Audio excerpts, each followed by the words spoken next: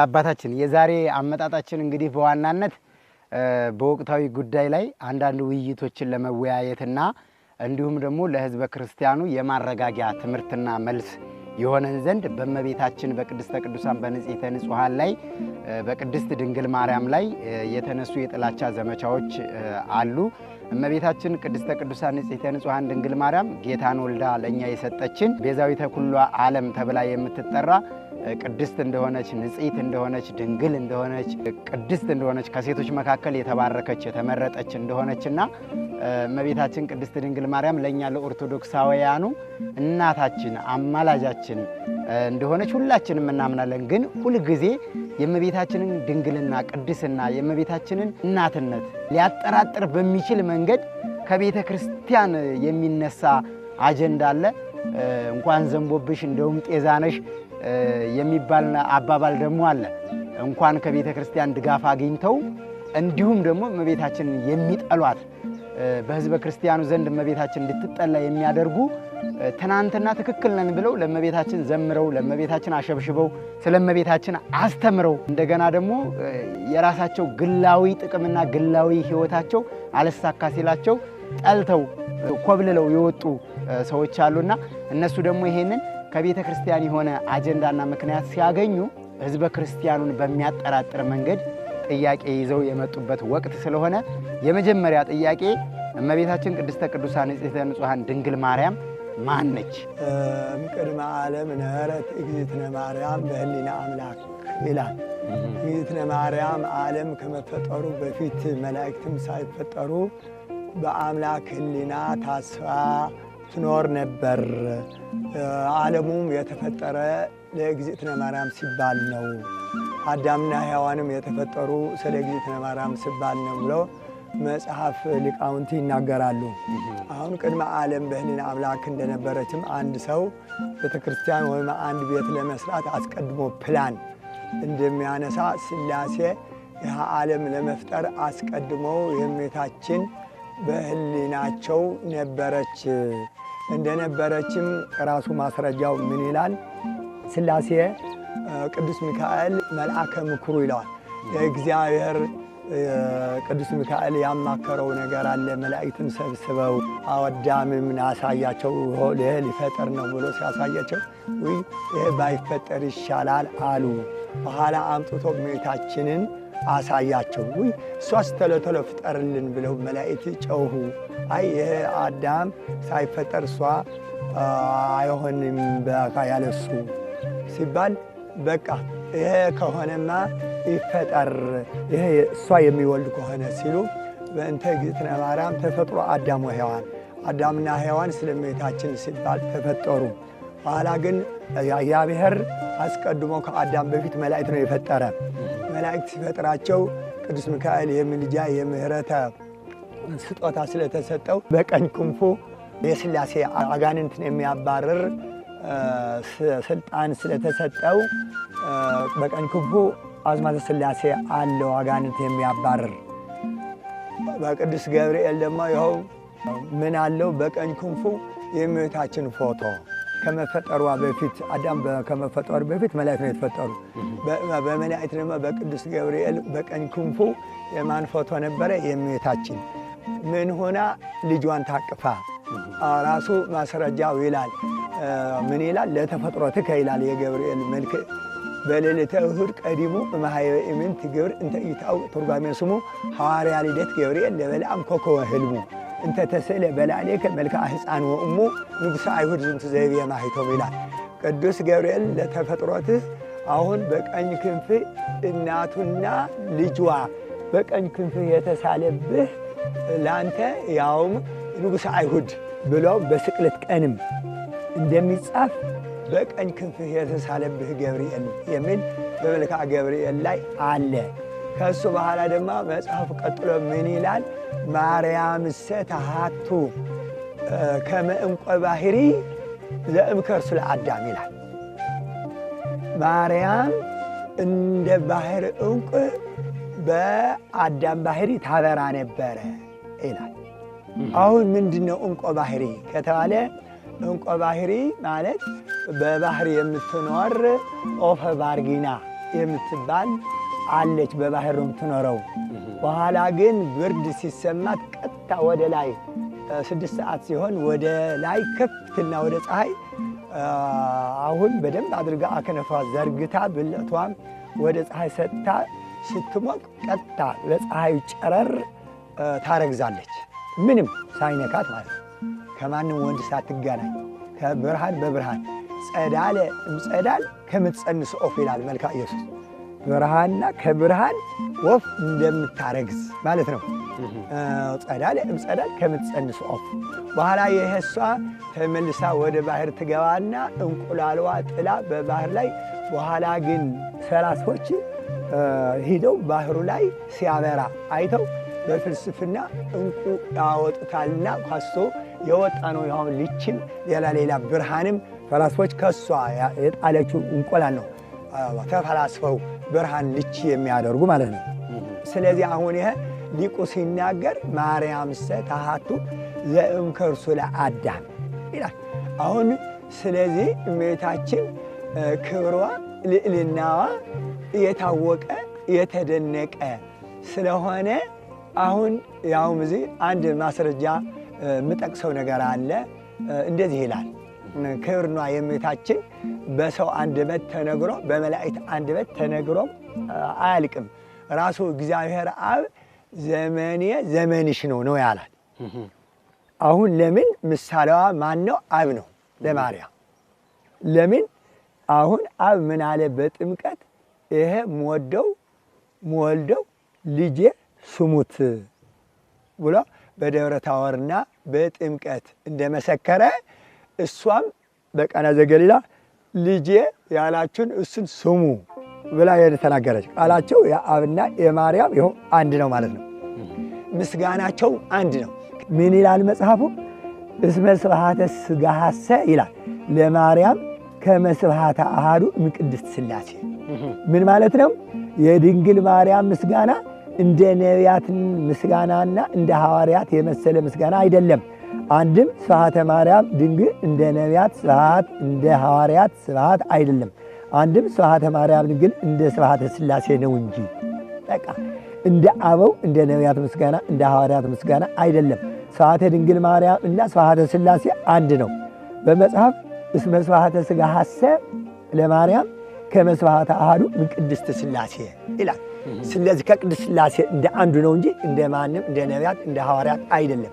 ለምን ምን ይላል ቅዱስ ኤፍሬም? አሐዱሰ ማርያም ተወልደ በለቢሰ ሥጋ ኮነነ ዘመደ። ከቅድስት ሥላሴ አንዱ ከእመቤታችን ከሥጋዋ ሥጋ ከነፍሷ ነፍስ ወስዶ ፍጹም ሰው ፍጹም አምላክ ስለሆነ ለእኛ ዘመዳችን ሆነ ይላል። ስለዚህ አሁን አሐዱ ቅድስት ሥላሴ ሥጋች ለብሰ ወኮነ ብእሴ። ከቅድስት ሥላሴ አንዱ የአንቺ ሥጋና ነፍስ ተዋህዶ ምን ሆነ? ሥላሴ ሆነ። ስለዚህ የማርያም ሥጋ ከምን ሆነ ማለት ያው የእግዚአብሔር አብ ቃል ሆነ ማለት ነው። የእግዚአብሔር መንፈስ ቅዱስ ቃል ነው የማርያም። ለምን መጀመሪያ በ29 መጥቶ ቅዱስ ገብርኤል ትወልዳለሽ፣ መንፈስ ቅዱስ ወደ አንቺ ይመጣል፣ የልዑል ኃይል ይጋርድሻል ብሎ ሲናገራት ነያ ዓመተ እግዚአብሔር እኔ የእግዚአብሔር ገረዱ ነኝ ሲል አሁን የረታት እግዚአብሔር የሚሳነው ነገር የለም። አንቺ ከቅድስት ሥላሴ ተልኬ ነው ያርፍ ምቆመው ቅዱስ ገብርኤል ነኝ። ስለዚህ ከሱ በመንፈስ ቅዱስ ተልኬ ነው ብሎ ሲላት እንዳልከኝ ይሁነኝ ስትል ቀጥታ የአዳም ሥጋ ምን ሆነ? አምላክ ሆነ። አምላክ ደግሞ ምን ሆነ? ሰው ሆነ። ምን ተባለ? አማኑኤል ተባለ። እግዚአብሔር ከኛ ጋር ሆነ ማለት ነው። አማኑኤል ማለት ምን ማለት ነው? አምላክ ሰው ሆነ፣ ሰው አምላክ ሆነ ማለት ነው። ስለዚህ አሁን የእመቤታችን ሥጋ ምንድን ነው? መድኃኒት ነው፣ ቤዛ ነው ለዓለም።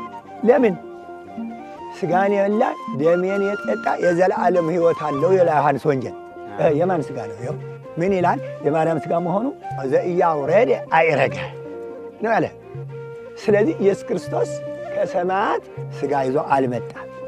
ወደ ሰማይ ሲሄድ ግን ሥጋ ተዋህዶ ነው የሄደው። በየማነ አብ ተቀመጠ። ይኸው ወትቀውም ንግሥት በየማንከ አይደለም የሚለው ቅዱስ ዳዊት። ንግሥት በወርቅ ንጽሕና በወርቅ ቅድስና ተሸልማ በቀኝ ትቀማጣለች የተባለች እመቤታችን ይኸው በቀኝ የምታማልድ መድኃኒት ለዓለም የምትሆን መሆኗ ቅዱስ ያሬድም ራሱ ምን አለ? ይፈኑ ለክሙ እመቅደሱ ረድኤተ ነው ያለ። ለእናንተ ከመቅደሱ ረድኤት ይላክላችሁ። ለምን?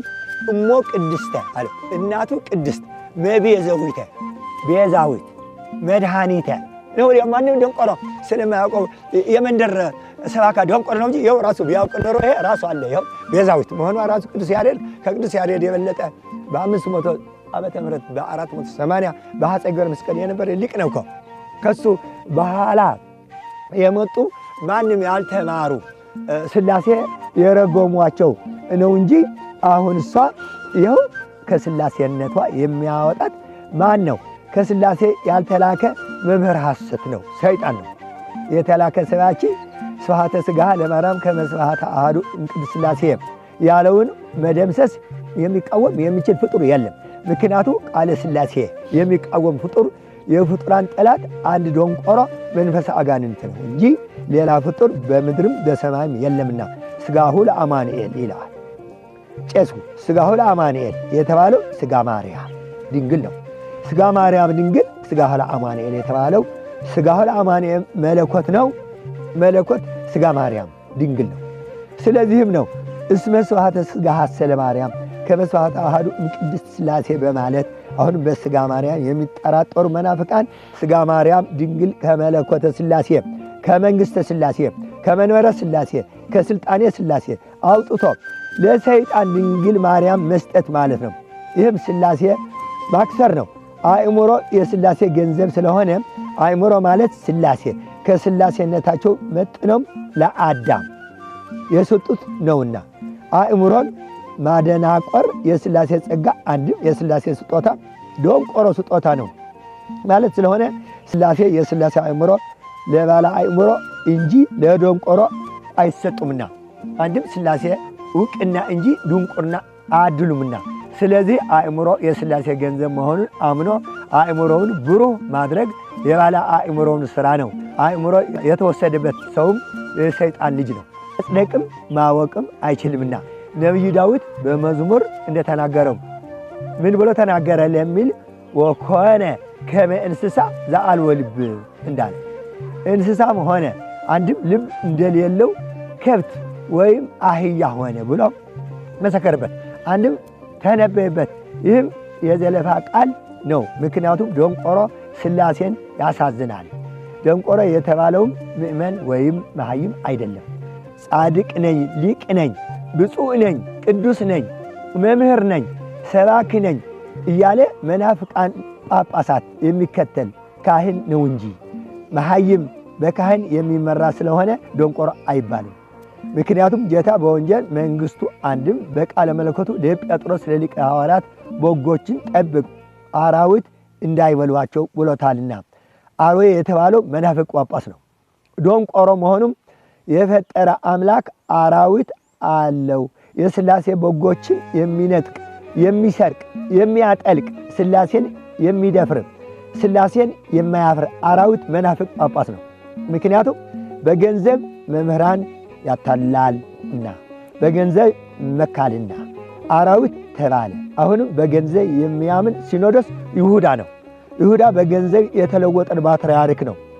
ሳይመረቅ ሳያውቅ ሳይጸድቅ ወደ ላይ የሚመጥቅ በብር በወርቅ ማሽበረቅ በሊቅ በጽድቅ የሚስቅ ሥላሴን የሚሰርቅ መንፈስ ቅዱስን የሚያጠልቅ ሃይማኖትን የሚደብቅ የአይሁድ ፓትርያርክ ይሁዳ ነው። ብር የሚወድ ማለት ነው። ስለዚህ አባታችን እንደው ይህችን ምእመናንም መምህራንም እንዲያውቋት መጽሐፏ ምን መጽሐፍ ነው? ጥሩ መጽሐፉ የሚል የተሳተፈ ምስለ ውጉዝ ለሊሁኒ ውጉዝ ውእቱ ነው የምትለው ታትሞ ገበያ ላይ የዋለ መጽሐፍ ነው። አዎ በጣም ሊቅ ነው የጻፈው።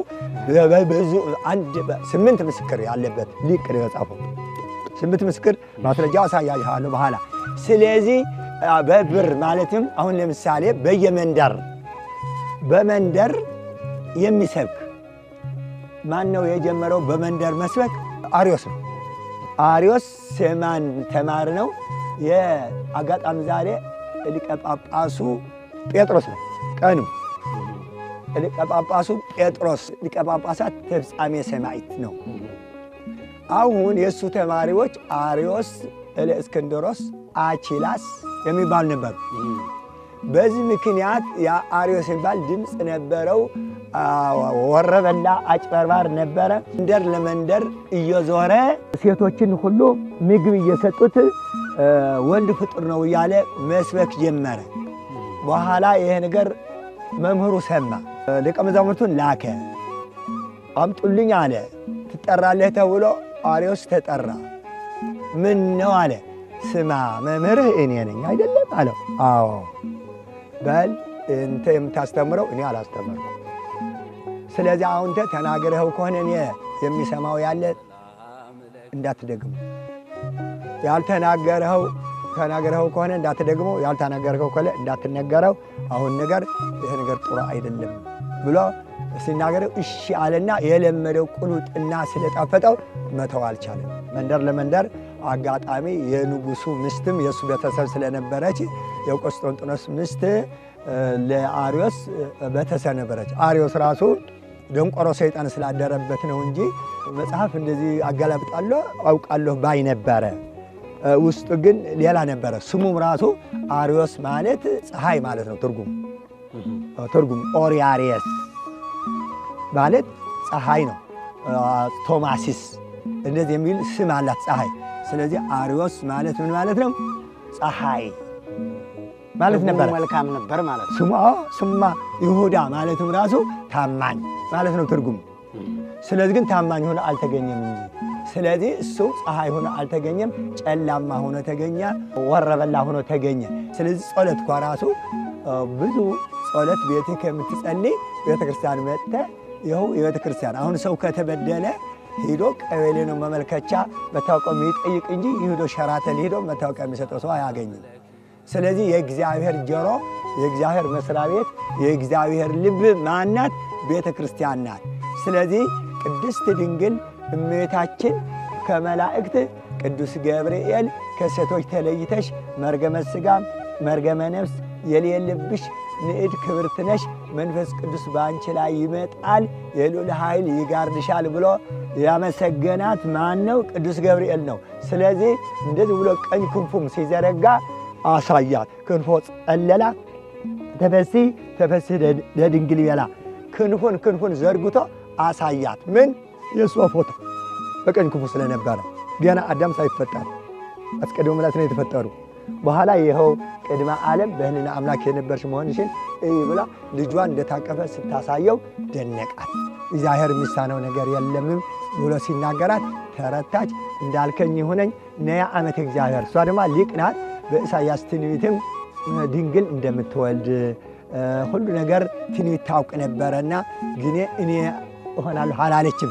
ትሕትና ስላላት የተቀደሰች የተባረከች መዝገበ ጥበብ የጥበብ መከማቻ እንደዚህ ነኝ ብላ የማትመካ አልብቺ ነውር የሌለባት እድፍ ጉድፍ የሌለባት ንጽሕት ክብርት ልዕልት መካኩለ አንስት እግዝእተ ኩሉ ፍጥረት አሁን ይፈኑ ለክሙ መቅደሰ ረድኤተ መድኃኒተ መቤዘዊተ እሞ ቅድስት መድኃኒት።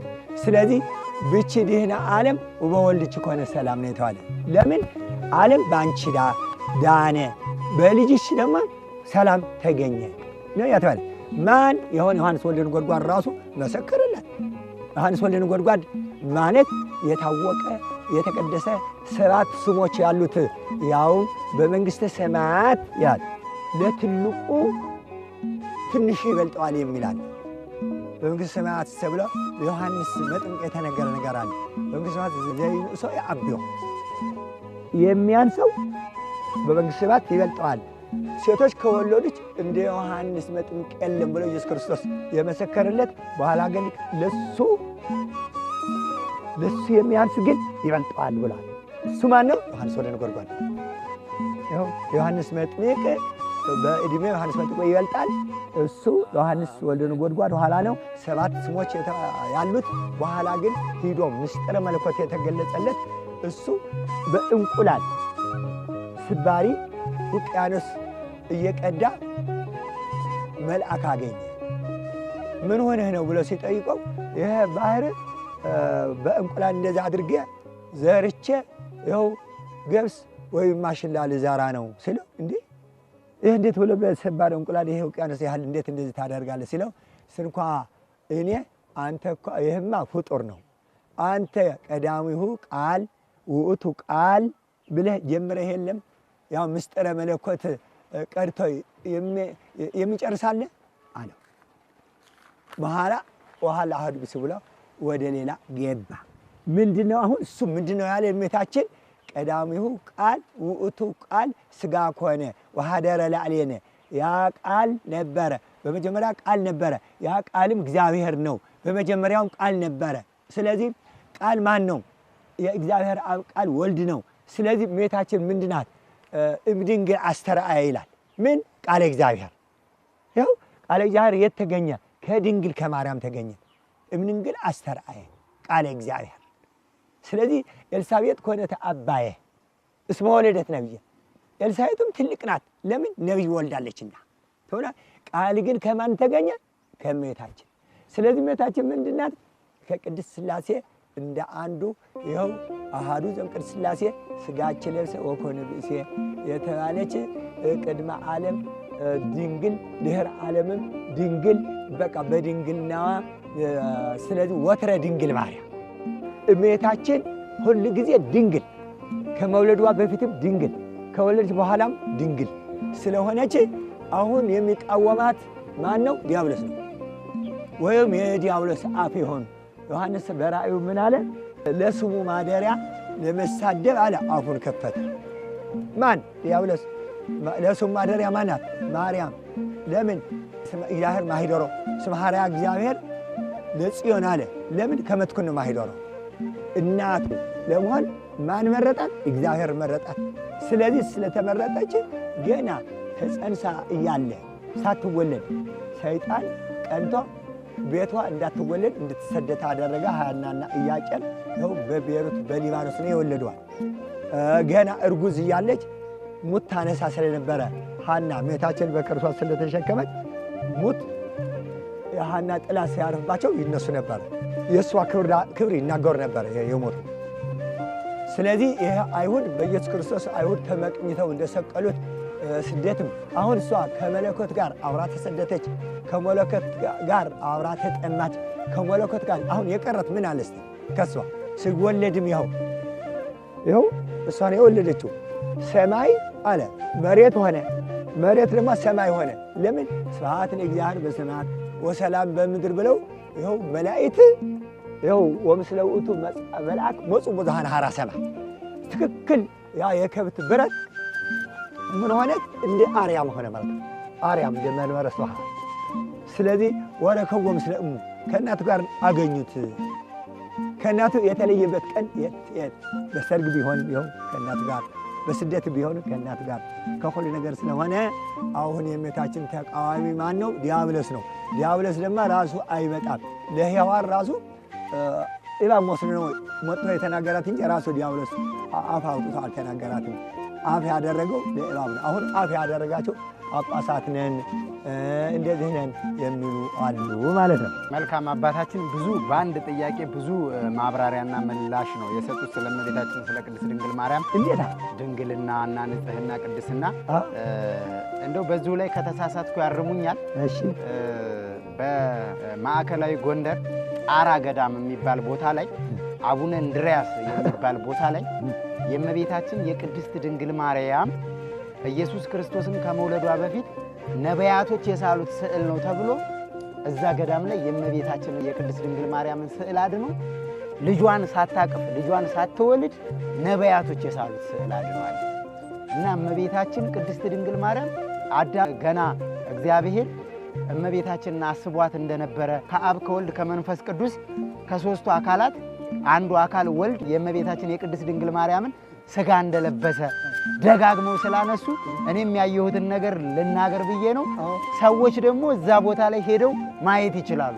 ስዕል አድኖውን እኔ አልሳልኩትም፣ እርሱ አልሳሉትም። ገዳሙ ላይ የሚገኝ ስዕል አድኖ ነው። ድንጋይ ላይ የተሳለ ስዕል አድኖ ነው። ነቢያቶች ናቸው የሳሉት ብለው አባቶች አስረድተውናል። እና በጣም የሚገርም ደስ የሚል ማብራሪያና ምላሽ ነው የሰጡን። አሁንም ሁለተኛ ጥያቄ ላነሳሎት ነው። እመቤታችን ቅድስተ ቅዱሳን ንጽሕተ ንጹሐን ድንግል ማርያም ቤዛዊተ ዓለም ትባላለች አትባልም? መባሏስ ደግሞ ለኢየሱስ ክርስቶስ ክብር ሽሚያ አለው ወይስ የለውም? የእመቤታችን የቅድስት ድንግል ማርያም ቤዛነትና የኢየሱስ ክርስቶስ ቤዛነት፣ ኢየሱስ ክርስቶስ የዓለም መድኃኒት፣ የዓለም ቤዛ፣ የዓለም ንጉሥ፣ የዓለም ፈጣሪ እንደሆነ ሁሉም ኦርቶዶክስ ያውቃል። እመቤታችን ቅድስት ድንግል ማርያም ግን ቤዛዊተ ኩሉ ዓለም መባሏ የኢየሱስ ክርስቶስን ክብር ይሻማል ወይ? አይሻማም። ለምን? አሁን ቤዛዊት ዓለም ትባላለች። እመቤታችን ቤዛዊት ናት። ቤዛዊት ዓለም መባሏ ኢየሱስ ክርስቶስ ያውም ደስ ይለዋል። እናቱ ከከበረች፣ እናቱ ከተወደሰች። አሁን ኢየሱስ ክርስቶስ ሞኝ አይደለም። ዝም ብሎ በመለኮት ዲያብሎስን ልቀቅ፣ አዳምና ሔዋን ዘሩ ልቀቅ ብሎ ዝም ብሎ ማዳን ይችል ነበር። ስለዚህ ምክንያት ነው። ምክንያት ነው። አሁን ለምሳሌ ሙሴ ይኸው አርዌ ብርት አስመስሎ ሰቀለ። በኋላ የታመሙ እንዲድኑ ያልታመሙ ደግሞ እንዳይታመሙ ያደረገ በእባብ በሚመስል በነሐስ ብረት አድርጎ ነው። ይኸው ስለዚህ በገዳም ሙሴ እባብን እንደሰቀለ ይላል ዮሐንስ ወንጌል።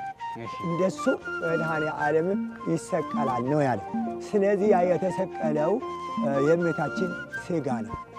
መለኮት ሥጋና አጥንት የለው። ያውም እንዳይጠራጠሩ ለእነ ቶማስም ተጠራጠራት ሆነ አማኝ ሆን እንጂ ና መንፈስ ሥጋና አጥንት የለውም። እኔ በስቅለት ቀን የፈሰሰ ደሜ የተወጋ ጎድኔ ብሎ ሲዳስሰው ይኸው እሳተ መለኮት ስለሆነ እጁን ተቃጠለ። ዋይ አምላኬ እንደዚህ ብሎ ወዲያውኑ ፈወሰው። ስለዚህ አሁን የእመቤታችን እንዳልኩ አብ ልብ ነው፣ ወልድ ቃል ነው፣ መንፈስ ቅዱስ እስትንፋስ ነው። ስለዚህ ከቅድስት ሥላሴ እንደ አንዱ ፍጹም ሰው ፍጹም አምላክ የሆነው የማርያም ሥጋ ስለሆነ ያውም ቤዛዊተ ብሎ ቅዱስ ያሬድ የተናገረው እሞ ቅድስት ቤዛዊት ነው ያላት። በከንቱ አይደለም ቤዛዊት ያላት። እሷ ሞት አይገባትም ነበረ። ወፎች መሰከሩላት፣ መሬት መሰከረላት፣ እጽዋት መሰከሩላት። እሞ ቅድስተ እናቱ ቅድስትን እሙ ወእመ ኩሉ ትጣም ሞተ የሚል ሊቅ የተናገረው አለ። ለምን አሁን ሞት ወደ እመቤታችን አይመለከትም ነበረ።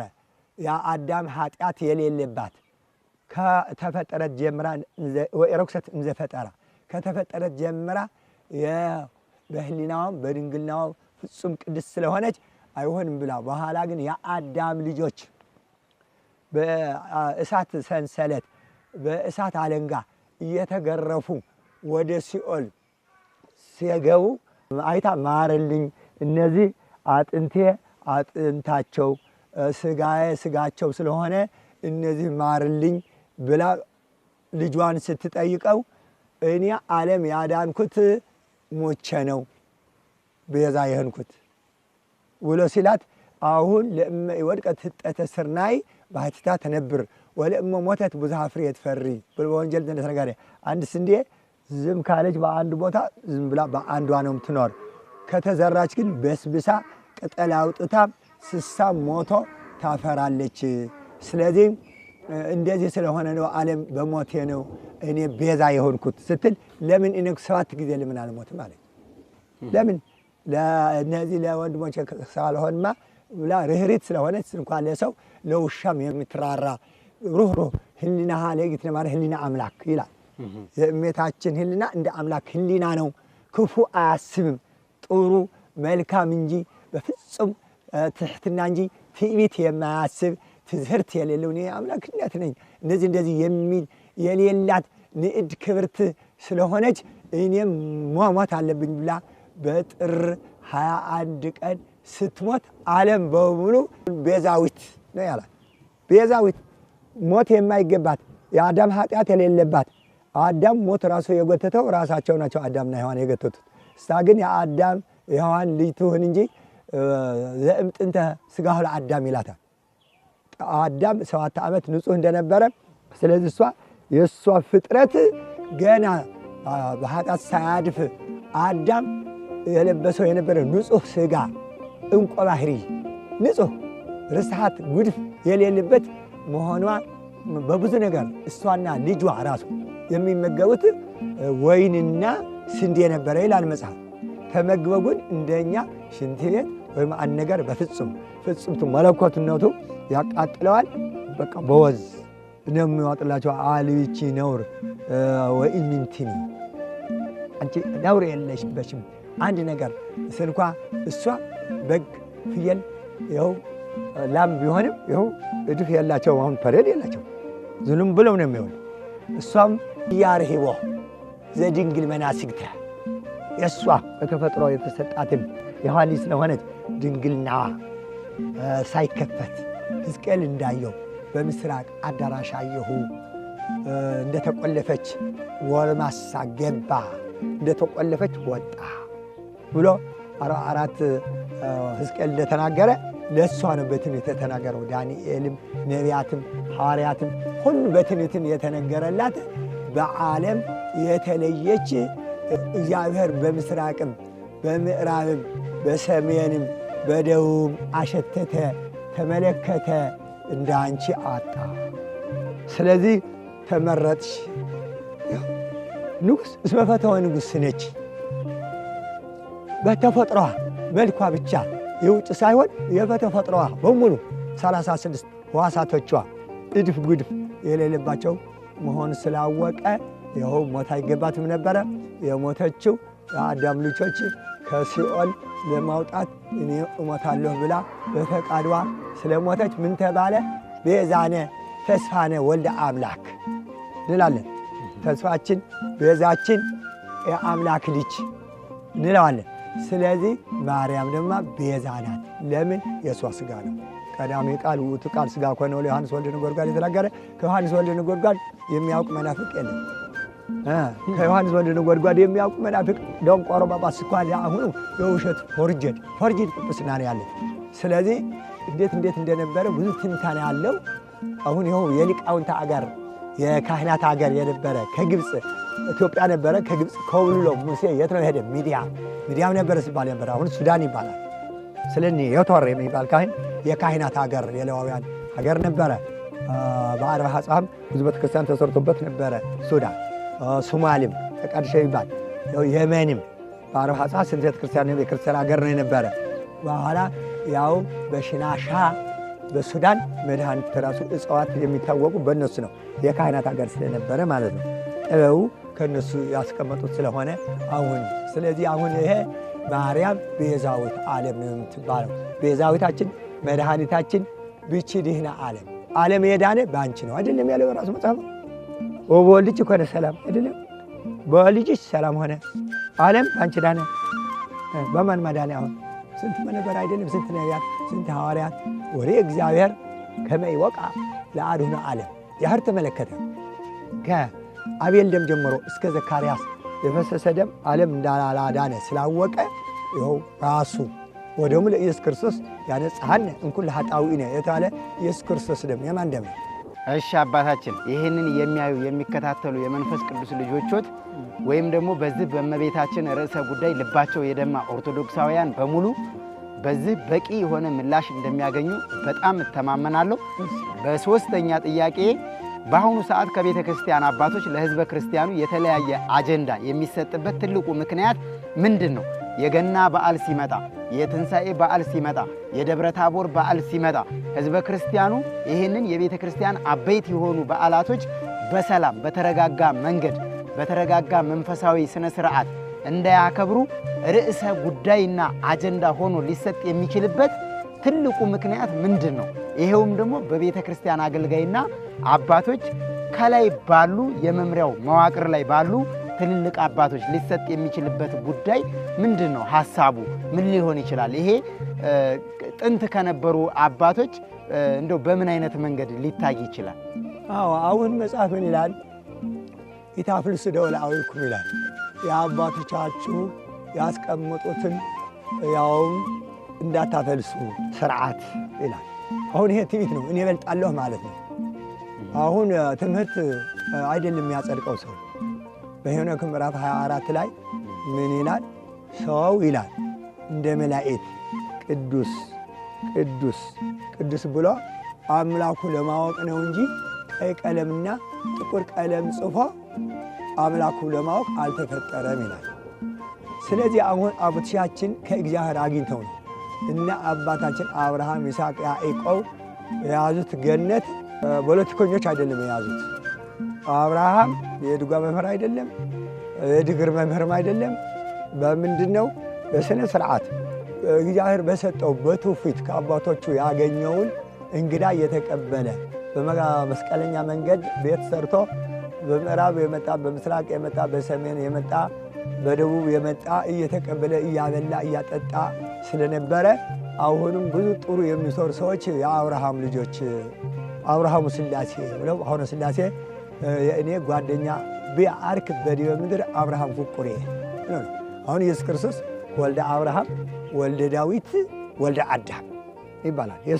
የሰው ልጅ ነው። እመቤታችን የእነሱ ዘር ስለሆነች ስለዚህ አሁን ነገር ተጠንቀቁ ተብሎ ተነግሮ ነበረ። በስምንተኛ ሺህ እነ አፄ ናኦድ የሚባሉ ደግ ንጉሥ ነበሩ። ድሮ የነገሥታት ልጅ ትምህርት ቤት ነው የሚያድጉ፣ ገዳም ነው የሚያደርጉ። 81 መጽሐፍ እየተማሩ ያልተማረ በመንግስትነትም ሁሉ በድሮ ባቦቻችን ሁሉ ስለ ወልደ ንጉሥ እየተባለ የሚደረግ ነገር ስላለ እየተማሩ ገዳማትን ዋልድባም ደብረ አባይም ያድጉና ሁሉ ነገር በትሕትና ሰው እንዳይበድሉ ሰለሞን አንተ እኔ እንዳይጠግብ ብዙም ድሃ አታድርገኝ ብዙም ባለጸጋ አታድርገኝ ብሎ ተናግረዋል። ስለዚህ እነ አፄ ናኦድ ይሄ ጊዜ ያለንበት ጊዜ ስለተመለከቱ 8ኛ ሺህ ጉድ ነው መሰንበት፣ መንግስቱ እምነት የለው፣ ዳኛው ችሎት የለው፣ መናኙ ገዳም የለው፣ ላሙ ወተት የለው፣ ገበሬው ምርት የለው፣ ለሰው ፍቅር የለው፣ ውሸቱ ማብቂያ የለው፣ ወጣቱ ኃይል የለው፣ ጎበዙ ምስት የለው። ልጅ ሆይ የነቢያትን የተፈጸመ ለካ ሰው እከከኝ ቢልህም ሰው አትንካ ብለው በ1500 ነሐሴ 7 ቀን እመቤታችን የሚወዱ መልክአ ማርያም የደረሱ አፄ ናኦድ የሚባሉ ተናገረው ይሄ ነው ያረፉ። ነሐሴ 24 ቀን በዚህ በጅማም በዚህ በአፋርም በዙሪያው በኢትዮጵያ በደብረ ቢዘንም ዙሪያዋ ስውር ቦታ ብዙ አለ። ይገለጣል፣ በቀን አሁን ይገለጣል፣ ይበራል። የተከደነ የማይገለጥ የለም ይላልና ይመጣል። አሁን እንደተባለ በአሁኑ በስም ብቻ በድሮ ጳጳስ የሚሸመው በግድ ነው። ተገድዶ ባክህ ተብሎ ተሸሽጎ እየሸሸ አልሸሙም ሽሞት ሺሞት ነው እያሉ ነበረ። አሁን ጳጳስም መሆን የሚገባው ተመርጦ ህዝብን ይገለ ይገባዋል ብሎ እሱ ደግሞ አይገባኝም ተብሎ ተገዶ የሚሸም ነው እንጂ ራሴ እሸማለሁ የሚል ዲያብሎስ ነው፣ የሰይጣን ነው። መንፈስ ቅዱስ አያድርበትም። በኋላ እነዚህ የውሸት ስለሆን ቴዎሎጂ ተምረናል ብሎ አሁን አባቶቻችን ሁሉ ሊቃውንት እነ ቅዱስ ሳዊሮስ፣ እነ ቅዱስ ጨርሎስ፣ እነ ቅዱስ ባስልዮስ እነዚህ ሊቃውንት መንፈስ ቅዱስ ያደረባቸው መጻያት ኃላፊያትን የሚያውቁ ያውም አዋቂዎች ሆነው አናውቅም እያሉ የሚል ነው። አሁን ይሄ ገንዘብ የተበላሸ ነገር ከመቼ ነው? ከኃይለ ሥላሴ ወደዚህ ነው። ከኃይለ ሥላሴ ከእስክንድሪያ ነበረ የሚመጣ የነበረ ጳጳስ። እስክንድሪያ ደግሞ ከኢትዮጵያ አንድ ናት። ኢሳይያስ ምዕራፍ 19 ራሱ ይመሰክራል። አሁን እንደ ዘረኝነት አድርገው አውቀው የራሳችን ብለው አንድ መነኩሴ አምጥተው ከደብረ ሊባኖስ ኃይለ ሥላሴ ሲሾሙ ባህታውያን መጥተው ኃይለ ሥላሴ አትጠቀምም፣ አገር ልትጎዳትን እንጂ አትጠቅማትም። መጀመሪያ የምትሸመው አይኑ ይታጎራል፣ 9 መለኮት ብሎ ይሞታል፣ 2ኛ ይታረዳል፣ 3ኛ ወድሃንት ይገድሉታል፣ 4ኛው ይኮልላል፣ 5ኛን ያብዳል ብሎ ሊይዙት ሲል ባህታው ተሰወረ። ኃይለ ሥላሴም ጉድጉዳቸው መጣ። በኋላ አጻይነቱም ቀረ። ዝም ብሎ ዲሞክራሲ የሚባል ፕሬዚዳንት የሚባል መጣ። ፕሬዚዳንት ማለት እንጀራ የሌለው ሳህን ማለት ነው። ሌላ ቆርቶ ለፖለቲካው እሺ ይሁን፣ ለጳጳስ ራሱ ፕሬዚዳንት ማባል ተጀመረ። ስለዚህ አሁን የክብረ ልደት፣ የክብረ ጥምቀት፣ የክብረ ትንሣኤ፣ የክብረ አሁን ለምሳሌ ራሱ ከሆሳዕና ጀምሮ እስከ ጸአተ ሲኦል ራሱ ስብከት ሌላ ስብከትም የለም ነውር ነው። በመጽሐፉ አስቀምጦታል። ለምን አሁን እነሱ ሐዋርያት ከኢየሱስ ክርስቶስ ነው የተማሩ። ቁጭ ብለው ከኢየሱስ ክርስቶስ ስር ቁጭ ብለው ለበውክሙ እናንተ አሁን የነገራችሁትን ነገር አስተዋላችሁን እያለ ካስተማራቸው በኋላ ነው ሂዱ አስተምሩ ያላቸው። ሂዱ ተብለው ነው ያስተማሩ።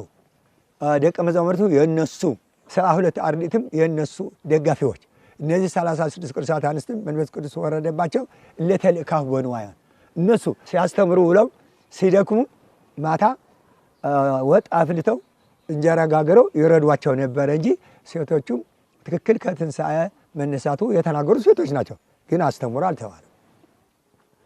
አሁን ግን ጳጳሳቱ በስውር ያውም ጳጳሱን መነኩሴ ከሆነ ሴት የጋገራቸው እንዲበላም አልተፈቀደም። እንደ ማህበረ ሥላሴ ወይ ደብረ ዳሞ ብትሄዱ ሴት የጋገረችው አይበሉም። እውነተኛው መናናዎች ናቸው፣ እንደ መላእክት ናቸው። መላእክት ሴቶች የላቸውም። መነኮሳት ማለት ነው መላእክ በቃ የመሬት መልአክ ተብሎ አባ ተብሎ አባ ማለት አሸናፊ ብርን የማይወድ ሴትን የማያይ ዓለምን ያሸነፈ ማለት ነው እንጂ ከሴት ቁጭ ብለው የዋለ ከሴቶች አብረው አሁን እነዚህ ዘርፈፍ ብለው እነዚህ መነኮሳት የሚለብሱት ያለ ይኸው ንዋየ ቅድሳት ይባላል። መቀደሻ ነው። መቀደሻ ንዋየ ቅድሳት ነው የተለየ ማለት ነው። ለቤተ ክርስቲያን መቀደሻና ዕጣን ሲያጥኑ የሚለበስ ነው እንጂ እሱን ለብሶ ከተማ ሆቴል መግባት ማለት አስተውል ብሎ ዳንኤል የተናገረው ርኩሰት ቦታ ስታይ አንባብ አስተውል ያለው ትንቢቱ ስለደረሰ ነው እንጂ ይሄ የውሸት ነው። የውሸቱ የተጀመረው ገና ከአቡነ ባስልዮስ ነው የተጀመረው። አሁን እንኳን የፎርጅድ ነው፣ አሁን አይቆጠርም ምንም። አሁን የፎርጅድ የውሸት አሁን አንድ እኔ ኦሮሞ ነኝ ይላል፣ አንድ የትግሬ ነኝ ይላል፣ እኔ አማራ ነኝ ይላል። እንደዚህ ዝም ብሎ የመለያየት የዲያብሎስ ነው። መለያየት የፈጠረ ዲያብሎስ ነው። እነ ቅዱስ ሚካኤል መለያየት አይወዱም። ንቁም በበህላውያን እነ ቅዱስ ገብርኤል ከሆኑ የመለያየት ስራ የማነው? የዲያብሎስ። አንድ ለመሆን የሚፈልጉ ምን ነው? መላእክተ ምሕረት። ስለዚህ እመቤታችን ሀብቷ ምንድነው? በቅዳሴም ሁሉ ሲቀደስ ሀብተ ሰማያት ተባለ ለማርያም ድንግል። የሰማይና የመሬት ሀብት ለማን ተሰጠ? ለማርያም። ምሕረት ለማን ተሰጠ? አማላጅነትና ርኅራኄ ለቅዱስ ሚካኤል። ብስራት ለማን ተሰጠ? ለቅዱስ ገብርኤል። መላእክት እንደዚህ በሙሉ የራሳቸው ድርሻ አላቸው። ስለዚህ አሁን ሁሉ ነገር የተሳሳተ ነገር የሚታያለ የሰይጣን ምርኮኞች የተማረኩ አዳምና ሔዋን በእባብ ምክንያት እንደተማረኩ አሁንም ይኸው እጅ የሰጠ የውሸት ስለሆነ ነው እንጂ የእውነት ካህን ከሆነማ ነውር ነው። በቃ ነውር ነው። ከቤተ ክርስቲያን ሲመክሙ ጳጳሳት ይላል ሐዋርያት ሥራ ምዕራፍ 20 ከመትርአዩ ቤተ ክርስቲያኑ ይላል እንተ አጥርያ በደሙ በኢየሱስ ክርስቶስ ደም የተዋጀች ቤተ ክርስቲያን ልትጠብቁ ጳጳሳት አድርጎ ሾማችሁ ነው። አሁንና አሁን ጴጥሮስ ኮቶሊክ ሲመጣ ውጉዝ ከመአርዮስ ካት ማለት ድመት ማለት ነው። ይሄ የተረገመ ርኩስ ነው። ይሄ በአፄ ሱስንዮስ ጊዜ ስንት ጉድ ያደረገ ኮቶሊክ ማለት ይኸው የሮማ እነ ጴጥሮስ ጳውሎስ ያረደ ርኩስ ነው። በሰማይ በመሬት ውግዝ ሁን ውለው ስለወገዙ በመድፍ ይኸው ሞቱ። እንደ አባቶቻቸው እንደ ሐዋርያት ማለት ጴጥሮስ ነው ስማቸው። ይኸው እንደ ጴጥሮስ ቁልቁል ስቀልኝ እንዳለ እንደሱ ነው እንጂ አሁን ሕግ እየፈረሰ በዓል እየተሻረ የትኛው ጳጳስ ነው አይሆንም ያለ? እስቲ በወያኔ ጊዜም ይኸው ትክክል ነው እውነታችን ነው ብሎም የሚያንጨበጭብ፣ በደርግ ጊዜም ያውም የሚያንጨበጭብ ኢትዮጵያ ትቅደም እየተባለ ያውም ፈርተው ሸሽተው ይሄዱ ይሄ ጳጳስ ናቸው። አሁን እንደዚህ አባቶቻችን የሚሸሽ በሃይማኖት መሞት ነው እንጂ ከቤተ ክርስቲያን ሕዝብን በትነው በጎችን በትነው የሚሸሽ ጳጳስ ነው ጳጳስ አይደለም። ድሮም ፖለቲከኛ ስለሆነ ማለት ነው። አሁንም ቢሆን ማለት ነው ውጉዝ ከመአርዮስ መለያየት የሰይጣን ነው የሚል የለም። ስለዚህ አሁን እንደዚህ ነው። እሺ አባታችን እንግዲህ የእመቤታችን የቅድስት ድንግል ማርያምን ቤዛዊተ ኩሉ ዓለም መባል በስፋት አንስቼ በስፋት አብራርተውልኛል። አሁን ይሄ እጸጽ ትምህርት ወደ ተነሳበት ቀን መመጣው ይሄ ትምህርት የተሰበከውና ትምህርቱ የተሰጠው በዕለተ ዓርብ ጌታችን መድኃኒታችን ኢየሱስ ክርስቶስ በተሰቀለበት ዕለት ቅድስት ቤተ ክርስቲያናችን ጥቁር ለብሳ ማቅ ለብሳ በሐዘን ተውጣ የክርስቶስን መሰቀልና የክርስቶስን መንገላታት በምታስብበት ዕለት ነው። ይሄ የትምህርት ቪዲዮ በሌላ ማህበራዊ ድረገጽ ላይ የተለቀቀው ማለት ነው። ሕዝበ ክርስቲያኑና የቤተ ክርስቲያን መምህራኖች በዕለተ ዓርብ እንዴት ይሄ ነገር ሊደረግ ይችላል? በዕለተ ዓርብ ሰው በቤተ ክርስቲያን ተገኝቶ በሚሰግድበት ሰዓት በአዳራሽ ነጭ አስለብሶ ሕዝበ ክርስቲያንን ወይም ደግሞ ሌላ የግሩፕ ፈጥሮ በአንድ ጵጵስና ደረጃ የተመደበ የሃይማኖት አባት ይህንን ትምህርት በአንድ አዳራሽ ተገኝቶ ሊያስተምር እንዴት ይገባል ተብሎ ዘመቻው ሲበዛ ጩኸቱ ሲበዛ ትምህርቱ የተሰበከውና ትምህርቱ የተሰጠው በዕለተ ማክሰኞ በሰሞነ ሕማማት ነው ተብሎ ማስተካከያ መግለጫ ተሰጠበት። ለመሆኑ በሰሞነ ሕማማት አንድ የቤተ ክርስቲያን ሊቀ ጳጳስ ሊያደርግ የሚገባውና በቤተ ክርስቲያን ሊከናወን የሚችለው ስርዓት ምንድን ነው? ጥሩ። አሁን ይሄ ወደ አዳራሽ መሄድ ትልቅ ክህደት ነው፣ ትልቅ ድንቁርና ነው። ቅድስት ቤተ ክርስቲያን ሆሳዕና ሰርክ ጀምራ ግብረ ሕማማት የሚባል አለ። አቦቶቻችን 318 ቦርድ የወጡ በሃይማኖት አይናቸው የታወረ እጃቸው የተቆረጠ እግራቸው የተቆረጠ ሁሉ ፈተና የደረሰባቸው በሃይማኖት ማለት ነው። በሃይማኖት በዘመነ ሰማዕታት ፈተና አልፈው ስለ ኢየሱስ ክርስቶስ መስክረው እውነትነት አምላክ ሰው ሆነ፣ ሰው አምላክ ሆነ፣ አምላክ አማላጅ አይደለም፣ ሁለት ባህሪ አይደለም፣ ነቢይም አይደለም ስላሉ መለካውያን የሚባሉ የውሸት እንደ አሁኑ ጳጳሳት የውሸት ነበሩ። የውሸት 666 መለካውያን በነመርቅያን ፈርተው መለካውያን ንጉሥ ያላቸው አዎ ይሁን ይሁን የሚሉ የውሸት ጳጳሳት ነበሩ።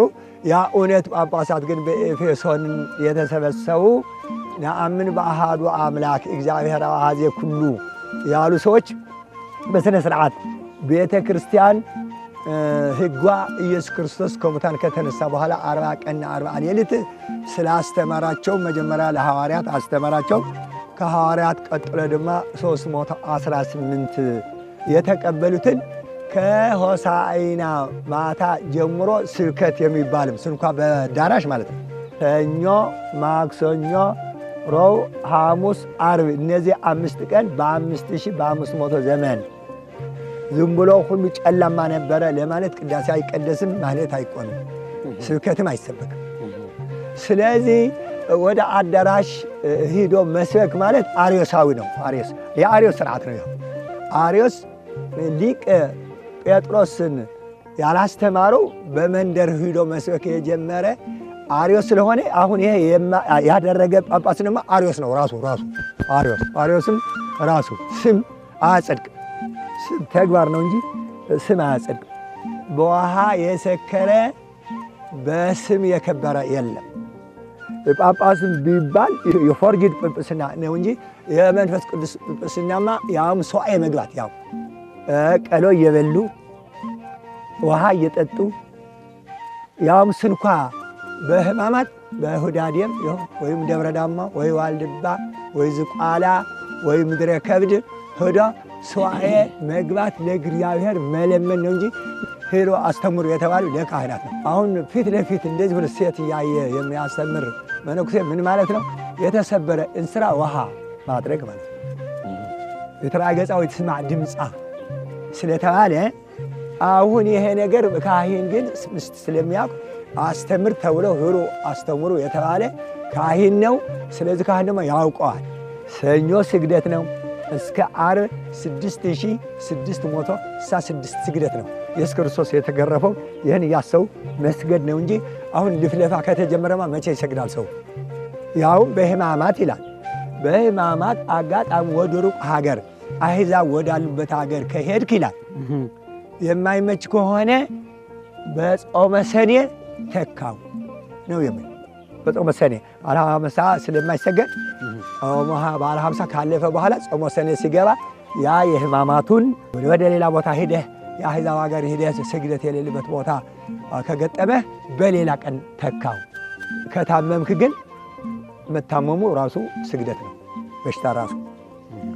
ስለዚህ ሌላ ስራ መስራት አይገባም። ሆዳዴ ግን መጀመሪያ ሆዳዴ እንደገባ እስከ ሆሳዕና ይኸው ሞተ 44 ነው የሚሰገደው። ከሞለ ስሙ ለኢየሱስ ክርስቶስ ይስግድ ኩሉ ብርክ፣ ጉልበት ሁሉ ለኢየሱስ ስም ይስገድ ስላለ ኢየሱስ የሚል 40 የ90 ሞተ 30 እሱ 7 7 14 ሲደመር ሞተ 44 ስለሆነ ኢየሱስ ክርስቶስ ለእኛ ሲል የሞተው ለእኛ ስም ላው እየተጣጠው የሰገደውን የእሱ እያስታዋስክ ጾም ሆዳዴ ከገባ ጀምሮ እስከ ሆሳዕና ዋዜማ ያለች ዓርብ እስከ እሷ ትልቅ ምህላ አለ። እሱ 7 ለዓመት 7 ምህላ አሉ። 3 ትልቅ ምህላ ይባላሉ፣ 4ቱ ትናንሾች ምህላ ይባላሉ።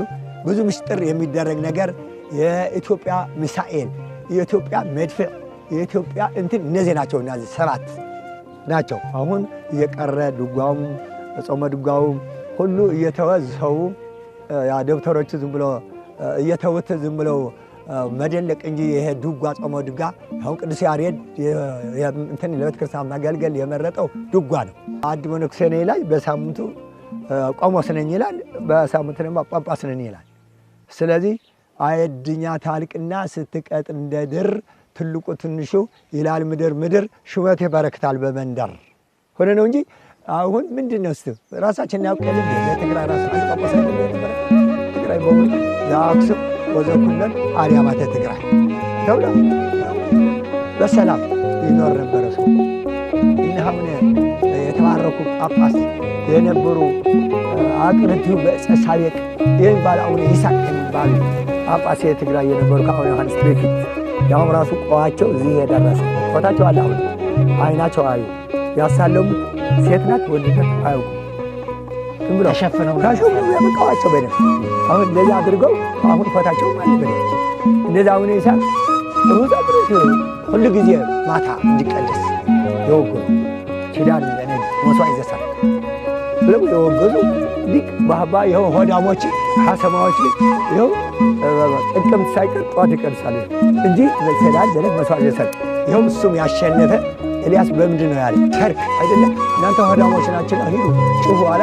ቢጮሁ በኋላ ይበቃቸዋል። በኋላ የእናንተ ፌዘኛ ነው አምላካችሁ ብለው እሱ ግን ይኸው አሸነፈ። ሰርክ አሁን ሁሉ ጊዜ ላሊበላ አክሱም ይኸው ማታ አይደለም ቅዳሴ እዚህ ወጀራት ቅዳሴ ማታ ባለ 50ና ቅዳሜ እሑድ ነው እንጂ ሰርክ። ስለዚህ ይኸው ሐሰማዎች ይኸው አድግራት የኮተሊክ ስለበዙ ጠዋት ጀምረዋል። ይኸው ጥቅም ይኸው ሐሰማ ስለበዛ የመቀሌው በአዲስ አበባ በቅርብ ቀን ነው ያፈረስ መቀሌ ማታ ነው የሚቀደስ አክሱም ማታ ነው የሚቀደስ ሁሉ ጊዜ ይኸው መቀሌ ሁሉ ጊዜ በ53 መንግስት አሰናቸው ያፈረሱ ቋት ያደርጉለት ተስካር ለአባታቸው ብለው። ስለዚህ አሁን የአባቶቻችን ሕግ የሚያፈርሱ ሰይጣነ ዛር ያደራቸው ዛር የተጣላቸው የውሸት ጳጳስ የውሸት ቄስ አለ ነው ኋላ የሚባል የውሸት ካህን አስመሳይ እና አርዮስ እነ ይሁዳ ቄሶች አይደለም። ስለዚህ እነ ሊዮን ጳጳስ አይደለም። ይሄ ነው ጅል ያለው ዮሐንስ አፈወርቅ አንተ ለፈጣሪ ስላልታዘዝ እኔም ለአንተ አልታዘዝም ነው ያለ። እንዴት እኔ አለቃ አይደለሁም አለ። አለቃ የእግዚአብሔር ብታከብር ነው። አሁን ይኸው ለርኩስ የሚገዛ ሰው ርኩስ ነው ማለት ርኩስ ነው። ምንም የውሸት ስለሆነ ሕግን የምትወድኝ ከሆነ አለ ሕግን ጠብቁ ነው ያለ። አሁን በዓል የሻሩ ሕገ እግዚአብሔር የተሻረ ተው የማይል ጳጳስ ነው።